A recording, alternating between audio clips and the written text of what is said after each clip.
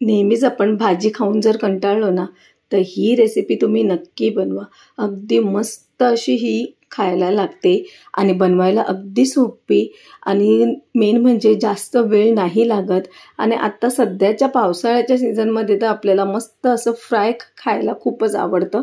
चला मग इथे मस्त आपण इथे ही भेंडी फ्राय करणार आहे. अगदी कुरकुरीत अशी ही भेंडी होतात आणि जास्त वेळ पण नाही लागत, जास्त साहित्य पण नाही लागत.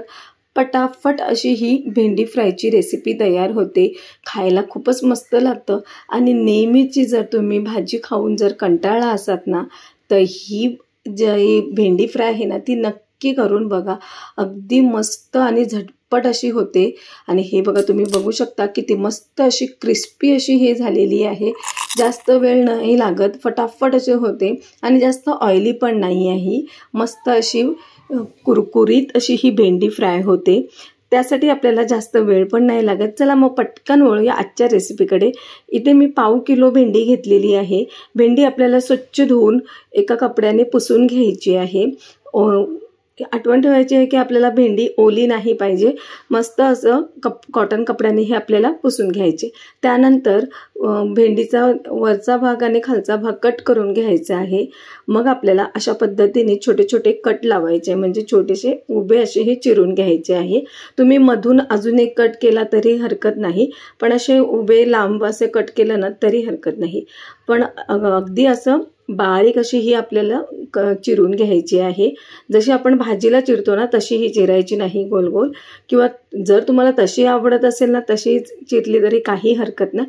पण हे बघा, अशी उभी उभी लांब अशी कट केली ना की दिसायला पण खूप मस्त दिसते आणि खायला तर खूपच मस्त लागते.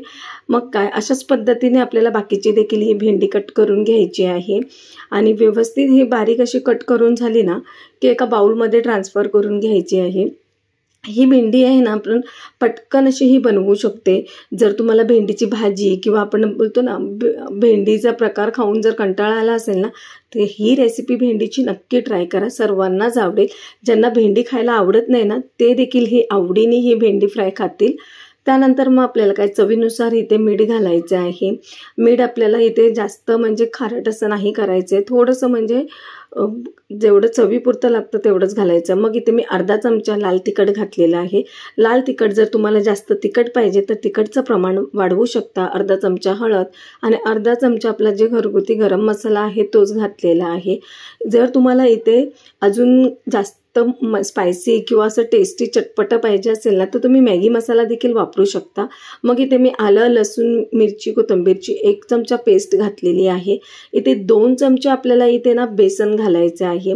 बेसनने ह्याला व्यवस्थित म्हणजे कोटिंग होते ही भेंडी आणि अगदी क्रिस्पी आणि क्रंची होण्यासाठी आपण इथे 1 चमचा तांदळाचं पीठ घालायचे.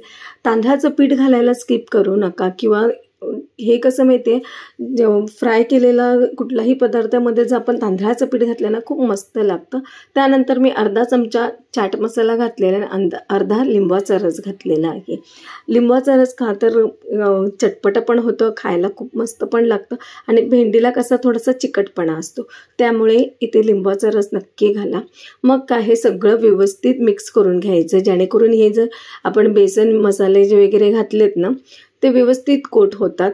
आणि जर तुम्हाला इन्स्टंट म्हणजे पटकन हे मटेरियल करून जर फ्राय करायचं असेल तर 1 चमचाभर तेल घालून इथे आपल्याला ओलसर असं करून फ्राय करून घ्यायचं. किंवा इथे मी 10-15 मिनटासाठी रेस्टला ठेवलं की पाणी घालायची गरज नाही. अगदी मीठ आणि सगळं आपण जे मिक्स करतो त्याचं पाणी सुटतं, त्यामुळे मस्त अशी ही भेंडी मिक्स होतात आणि मस्त कोटिंग पण होते. त्यानंतर का तेल गरम करायचे आहे आणि त्यानंतर आपल्याला ही भेंडी ह्याच्यामध्ये फ्राय करायची.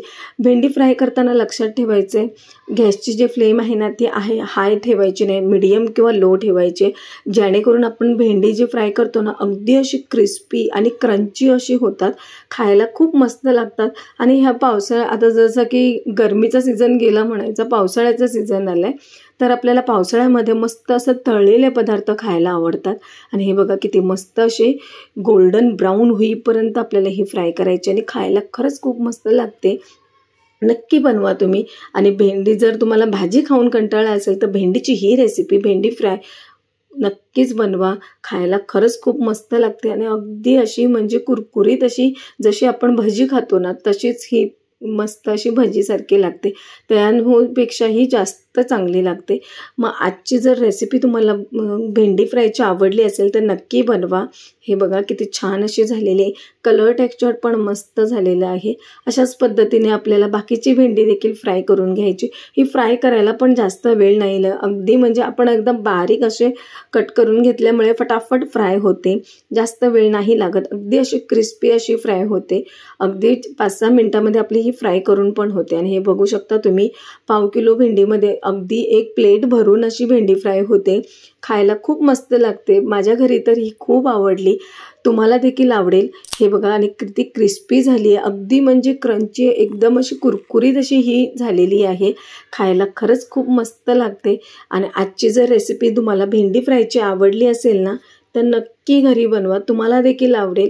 भाजी खाऊन जर कंटाळा असेल तर ही भेंडी फ्रायची रेसिपी नक्की ट्राय करा. हे बघा किती छान कलर टेक्स्चर पण आलेलं आहे. आणि अशाच नवीन रेसिपीसाठी माझ्या चॅनलला लाईक, शेअर, सबस्क्राईब करायला मात्र विसरू नका. आणि अगदी कमी वेळामध्ये ही आपण भेंडी फ्राय बनवू शकतो. फटाफट अशी बनते. चला मग तुम्ही पण पटकन चॅनलला लाईक, शेअर, सबस्क्राईब करा. थँक्यू.